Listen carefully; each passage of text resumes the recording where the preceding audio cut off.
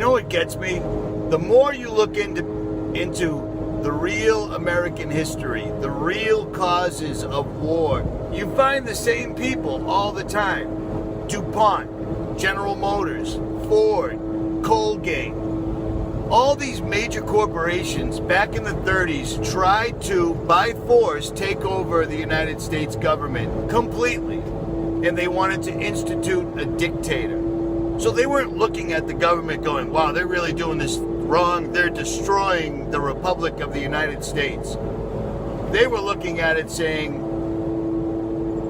we want total control, just like kings and queens used to have in Britain, and we're going to do that here.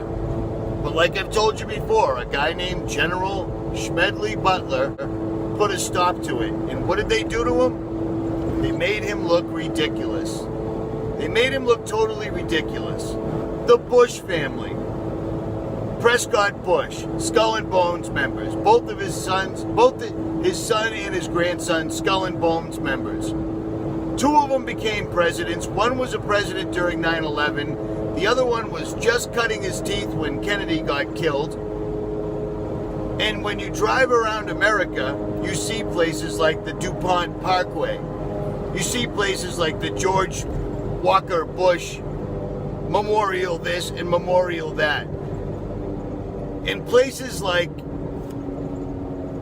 real people that tried to do real good, like Martin Luther King, another guy that they killed.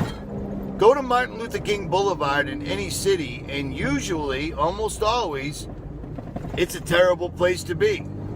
It's poverty, gang members, crime, guns, so forth and so on. These people have been ruling this country secretly for the longest time.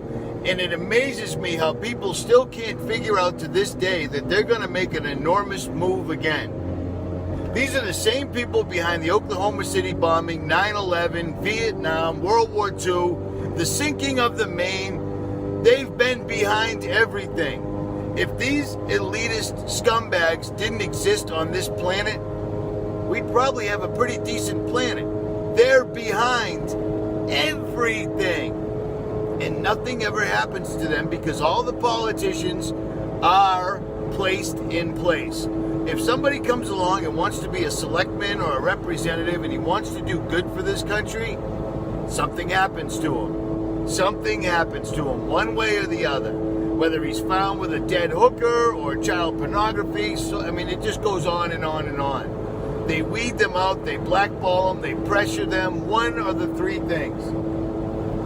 I was just behind a car, and the guy said, I was in the Gulf War, I was a Marine, once a Marine, always a Marine. And then he had stickers that said, don't mess with my president, and he also had a Trump sticker. I understand people joining the military thinking they're fighting for their country, but if you look back, look what happened on 9/11, and look what the response was. We went straight to Afghanistan and secured the heroin. And then magically, the United States suddenly had a heroin epidemic like it never had before. Do you know where that heroin came from? It came from the fields in Afghanistan that the Taliban they weren't letting anyone grow poppy.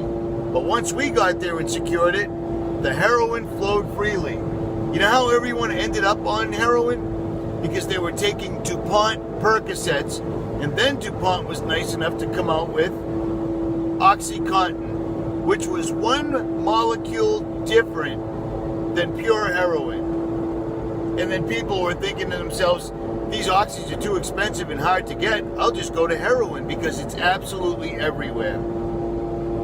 When you join the military, all you're doing is going to another country because we've been at war my entire life, no matter what. We're going to another country and securing their sugar for Coca-Cola, oil for BP or Shell or Exxon, or heroin for the CIA. They killed Kennedy so severely, they could have just blew his head off, but they did it because he was going to break up the Central Intelligence Agency.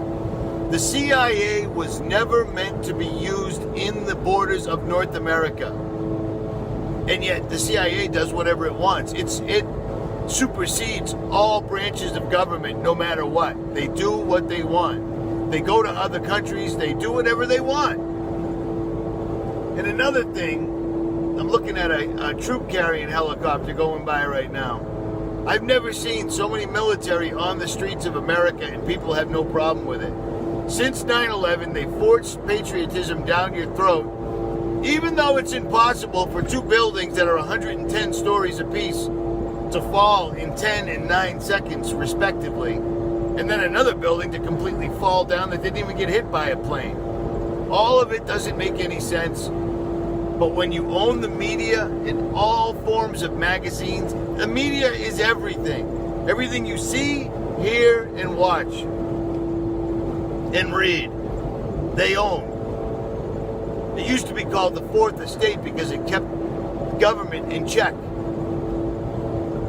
But not anymore. They've made it so that people are either so patriotic or so desperate for a job, the military seems like a good idea. A country should be fearful of its military getting too big. In the United States, we root for them like it's a sports team. You see what I mean? It's just amazing to me. Everywhere you go, especially in D.C. and up, all you see is Lyndon B. Johnson, somebody that had a huge hand in getting Kennedy killed. You know, Memorial Bridge, DuPont Parkway, George Herbert Walker Bush, CIA Intelligence Memorial. It's just amazing to me. It's amazing that anybody even thought it was a good idea to put a CIA guy in charge. And it's no coincidence he was the first one to say the New World Order over and over on national television. A new world order. A new world order. It is a big idea. A new world order. A world in which there is the very real prospect of a new world order. I guess that's it. That's the end of my rant. At any rate.